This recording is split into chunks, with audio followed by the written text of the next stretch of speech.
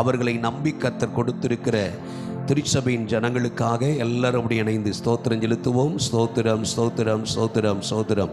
தொடர்ந்து உலகத்தை கலக்குகிறவர்கள் இங்கேயும் வந்துவிட்டார்கள் என்று கூறிக்கொள்ளத்தக்கதாக ஒரு மகாபரிய அற்புதத்தை தேவன் இந்த குடும்பத்தின் வழியாக திருச்சபையின் வழியாக கர்த்தர் செய்யும்படியாய் ஸ்தோத்திரம் செலுத்துவோம். ஸ்தோத்திரம் ஸ்தோத்திரம் ஸ்தோத்திரம் ஸ்தோத்திரம். தொடர்ந்து ஏசாயா 43:4 இந்த ஜனத்தை சோதரி இவன் என் பார்வைக்கு அருமையானபடியால் கனபற்றாய், ஆதலால் உன்னை சிநேகித்தேன், உனக்கு பதிலாக மனுஷர்களையும் உன் ஜீவனுக்கு ஈடாக ஜனங்களையும் தருவேன் என்ற வேத வசனத்தின் அடிப்படையிலே இவர்கள் கைகளுக்குள் கொடுத்திருக்கிற அந்த ஜனங்களை உண்மையும் செம்மையும் நன்மையுமாய் நடத்தி செல்ல இந்த குடும்பங்களை கர்த்தர் அபரிதமாய் ஆசீர்வதிக்கும்படியே ஸ்தோத்திரம் செலுத்துவோம். இவருடைய திருச்சபையின் மக்களுக்காய் ஸ்தோத்திரம் செலுத்துவோம்.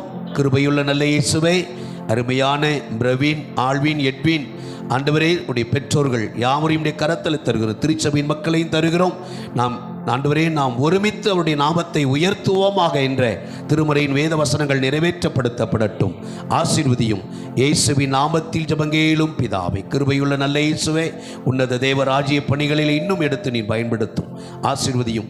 ராஜ்ய பணிகளில் எடுத்து பயன்படுத்தும். ஆசீர்வதியும்.